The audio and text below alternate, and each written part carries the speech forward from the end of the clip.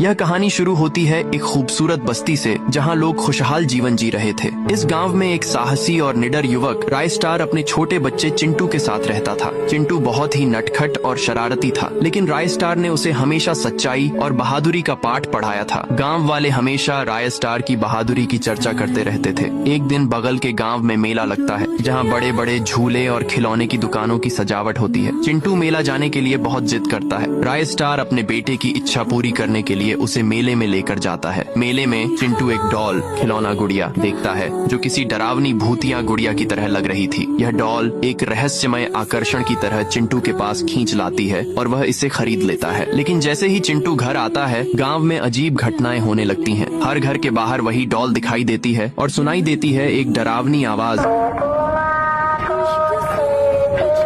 जैसे कोई चुड़ैल गांव में आ गई हो। गांव के लोग डर के मारे धीरे धीरे गायब होने लगे और रहस्यमय तरीके से उनके शरीर के पास वही डॉल पाई जाती थी। राय स्टार को कुछ समझ नहीं आता कि यह सब क्या हो रहा है। रात में आवाज गूंजती।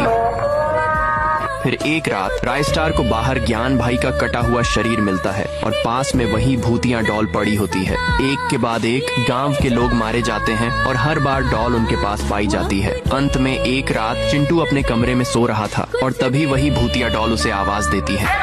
डॉल चिंटू को मार डालती है। अगले दिन राय स्टार को चिंटू का मरा हुआ शरीर मिलता है और वह बेहद दुखी हो जाता है। राय स्टार तय करता है कि वह इस भूतिया डॉल से बदला लेगा, लेकिन यह कोई आसान काम नहीं था। वह गांव छोड़ देता है और कई सालों बाद अमावस्या की रात वह उस गांव में वापस आता है जहां भूतिया डॉल की काली छाया ने पूरे गांव को निगल लिया था। अब उस गांव में एक खौफनाक खेल शुरू हो चुका था, जिसमें डॉल भी शामिल थी। वह वही भूतिया डॉल थी जो अब इंसानों को मारने के खेल का हिस्सा बन चुकी थी। राय स्टार ने डॉल से बदला लेने की ठानी और उस खौफनाक खेल में भाग लेता है। जैसे ही रेड लाइट का ऐलान होता है, बहुत सारे लोग बेरहमी से मारे जाते हैं, लेकिन राय स्टार ने अपने साहस और चालाकी से खुद को बचा लिया। वह एक एक करके खेल में शामिल लोगों को मात देता है और अंत में भूतिया डॉल तक पहुँच जाता है। अब वह डॉल, जो कभी सिर्फ एक खिलौना हुआ करती थी, एक खौफनाक शैतान बन चुकी थी और राय स्टार उसे एक झटके में मार डालता है। जब डॉल मारी जाती है तो एक विशाल और सब कुछ शांत हो जाता है। गांव में फिर से खुशहाली लौट आती है, लेकिन राय स्टार का दिल खाली हो जाता है क्योंकि उसने अपनी जान को जोखिम में डालकर अपने बेटे का बदला लिया था। अब वह जानता था कि कभी भी खुशियां बिना कीमत के नहीं मिलती।